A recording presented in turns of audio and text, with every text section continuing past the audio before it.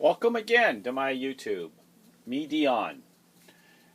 I got a book called Passion of Love. My name is Alan Cook, and we've been going along. For those who have been passing off to their friends, I thank you for the thumbs up. This is the greatest, I believe, the most expensive painting on the planet. And the reason is you know, because what you've been following.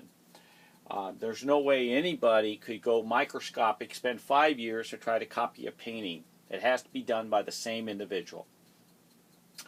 And if anybody was to ever copy something in such a micro to where it takes supercomputers, and such as I had, and imaging and photo shots and the studying at 10 hours a day practically for 5 years, just to analyze the things.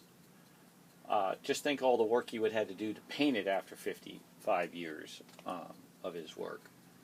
I got the older Mona Lisa. Here's the younger Mona Lisa. In this painting I named me Dion, and there's a reason for it to be.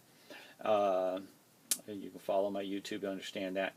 I'm going to be talking about when she's overlaid over the top, you're going to find this little white dot. Now, I've discussed that on some of the other YouTubes, but I following along some of his work, some of his findings, and this just should be quite interesting a little bit more. That I've been telling you, he's been a remote TV in a piece of art that's not plugged into the wall.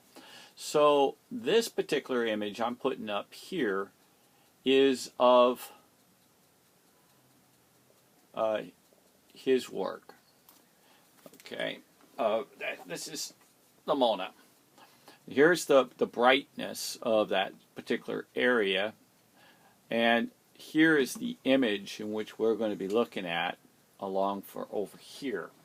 Now, the next picture I'm popping up is in my woman's head,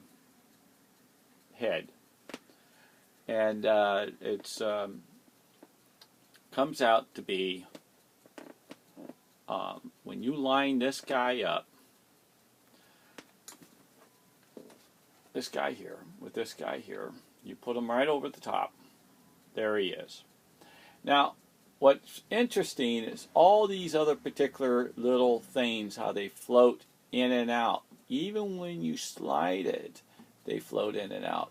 Quite better on a shot. Must be a good depth of field. But what was interesting, I kept seeing a particular dot here, far in the corner. And it's his alignment tool. So if you take a look, and you take a look how this V matches right there, and how he matches right there. Now, why does he not match? Watch. You pull him down, and he is actually on this side. And if you pull him on the center, you'll see that this arm looks thinner, but this arm here. So what he did is he kept making them over and over. You can see this particular is a repeat here and a repeat here. And this little piece is his little cap that he shares. And he adds the little doodads to make it in different ways. Now watch. Okay. He's right there. And there's where he fits, right? Now if I shift it over, he would be over right there. And now he shows up even half as good. And when you pull him down, he shows the other arm. Okay? And that's his other arm in a different area because he shifted over here. And then when you shift him over here, his arm is half of his face. And it goes endless. The guy is a master, and he does it under different chemicals. Okay? He's not going to give it to you. I haven't seen a repeat exact one yet, in a sense of him coming up with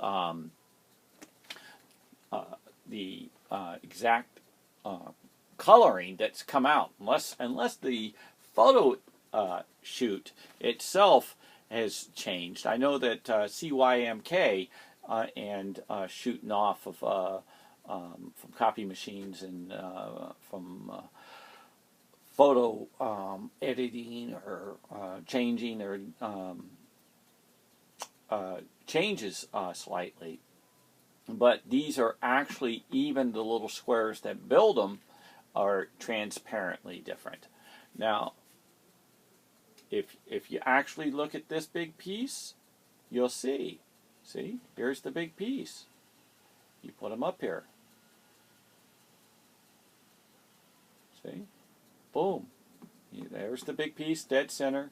You pull it back down. There's the big piece. There's the big piece right here. The same.